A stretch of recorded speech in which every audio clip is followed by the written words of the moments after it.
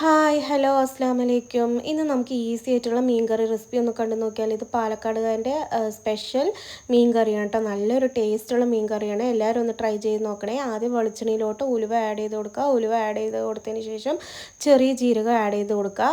അതിന് ശേഷം ഞാനിവിടെ എടുത്തിരിക്കുന്നത് 8 ചെറിയുള്ളിയും 4 പച്ചമുളകാണ്. ഇത് നന്നായിട്ടൊന്ന് വെളിച്ചെണ്ണയിൽ നല്ല മൂപ്പിച്ചെടുക്കുക കേട്ടോ. നന്നായിട്ടൊന്ന് മൂപ്പിച്ചെടുക്കണേ. എപ്പോഴും മീൻ കറിക്ക് ചെറിയുള്ളി എടുക്കണം കേട്ടോ. ചെറിയുള്ളി എടുത്താൽ മാത്രമേ മീൻ കറി അടിപൊളിയായിട്ട് കിട്ടുള്ളൂ, ഇല്ലെങ്കിൽ അത്ര ടേസ്റ്റ് ഉണ്ടാവില്ല. അപ്പോൾ എപ്പോഴും ചെറിയുള്ളി ആഡ് ചെയ്ത് കൊടുക്കണം കേട്ടോ മീൻ കറിക്ക്. ഞാൻ ഇവിടെ എടുത്തിരിക്കുന്നത് 2 തക്കാളിയാണ് കേട്ടോ എടുത്തിരിക്കുന്നത്. 2 തക്കാളി എപ്പോഴും പഴുത്ത തക്കാളി വേണം എടുക്കുക.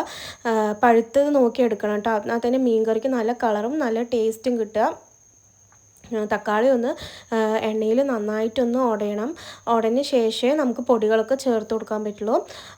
അപ്പോൾ അതൊന്ന് ശ്രദ്ധിക്കണം കേട്ടോ.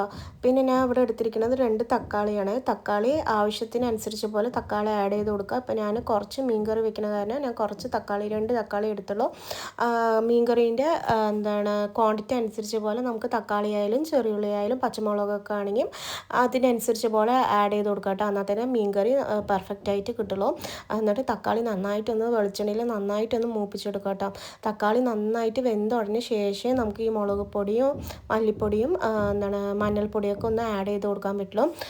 നന്നായിട്ട് പച്ചമണം നന്നായിട്ട് മാറണം കേട്ടോ. ഇതൊക്കെ ഒന്ന് വെളിച്ചെണ്ണയിൽ നന്നായിട്ടൊന്ന് വഴറ്റുമ്പോൾ മീൻ കറിക്ക് നല്ലൊരു കളറാണ് കേട്ടോ കിട്ടുക. നല്ല കളറും നല്ല ടേസ്റ്റും ഒക്കെ നല്ല ടേസ്റ്റി ആയിട്ട് നല്ല മീൻ കറി കിട്ടും കേട്ടോ. ഈ പൊടികളൊക്കെ ഒന്ന് നന്നായിട്ടൊന്ന് വഴറ്റുമ്പോൾ. അപ്പോൾ നന്നായിട്ടൊന്ന് വഴറ്റിയെടുക്കുക കേട്ടോ. പൊടികളൊക്കെ നന്നായിട്ടൊന്ന് വഴറ്റിയ ശേഷമേ പുളിവെള്ളമൊക്കെ ഒന്ന് ആഡ് ചെയ്ത് കൊടുക്കാൻ പറ്റുള്ളൂ. ഞാൻ എടുത്തിരിക്കുന്നത് കുറച്ച് പുളിയാണ് കേട്ടോ എടുത്തിരിക്കുന്നത്. ആവശ്യത്തിന് അനുസരിച്ച് പോലെ പുളി എടുക്കുക കേട്ടോ. ഞാൻ കുടംപുളിയൊന്നുമല്ല, സാധാ പുളിയാണ് കേട്ടോ ഇവിടെ എടുത്തിരിക്കുന്നത്. പുളി ആവശ്യത്തിനനുസരിച്ച് ഒഴിച്ചാൽ മതി.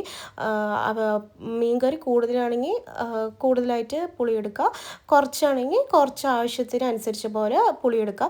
മാങ്ങ ആഡ് ചെയ്ത് കൊടുക്കുമ്പോൾ കുറച്ച് പുളി ഒഴിക്കുന്നതാണ് കേട്ടോ കൂടുതൽ നല്ലത്. അല്ലെങ്കിൽ ഒരുപാട് മീൻ കറിക്ക് പുളിയായാലും അത്ര നല്ല ടേസ്റ്റ് ഉണ്ടാവില്ല. കുറച്ച് പുളി ഒഴിക്കുക കേട്ടോ. പുളി ഒഴിച്ച ശേഷം ഞാൻ എടുത്തിരിക്കുന്നത് ഒരു മാങ്ങയാണ് കേട്ടോ എടുത്തിരിക്കുന്നത്. മാങ്ങ ഒന്ന് കട്ട് ചെയ്തിട്ട് ഒന്ന് ഇട്ട് കൊടുക്കാം കേട്ടോ. മാങ്ങ നന്നായിട്ട് മീൻ കറിക്ക് നന്നായിട്ട് വെന്തുടയണം. എന്നാൽ തന്നെ നല്ല ടേസ്റ്റ് ഉണ്ടാവും കേട്ടോ മീൻ കറിക്ക്. ഫസ്റ്റ് മാങ്ങ ആഡ് ചെയ്തു. എന്ന് വെച്ചാൽ മാങ്ങയ്ക്ക് നല്ല വേവുള്ള കാരണം ഫസ്റ്റ് മാങ്ങ ഒന്ന് ആഡ് ചെയ്ത് കൊടുക്കുക കേട്ടോ. ആഡ് ചെയ്ത് കൊടുത്തതിന് ശേഷമേ വെണ്ടയ്ക്കൊക്കെ ആഡ് ചെയ്യാൻ പറ്റുള്ളൂ. വെണ്ടയ്ക്ക നേരത്തെ ഇട്ട് കഴിഞ്ഞ് വെച്ചാൽ വെണ്ടയ്ക്ക ഒന്ന് പൊടിഞ്ഞു പോകും. അത് കാരണം മാങ്ങ ഫസ്റ്റ് ആഡ് ചെയ്ത് കൊടുക്കുക. വെണ്ടയ്ക്ക് പിന്നെ വേറൊരു പാനിൽ ഒന്ന് വെളിച്ചെണ്ണയിൽ ഒന്ന് വഴറ്റിയിട്ട് പിന്നെ അതിൽ ഈ മീൻ കറിയിൽ ഒന്ന് ഇട്ട് കൊടുത്താൽ മതി കേട്ടോ. എന്നിട്ട് നന്നായിട്ടൊന്ന് അടച്ച് വെക്കുക.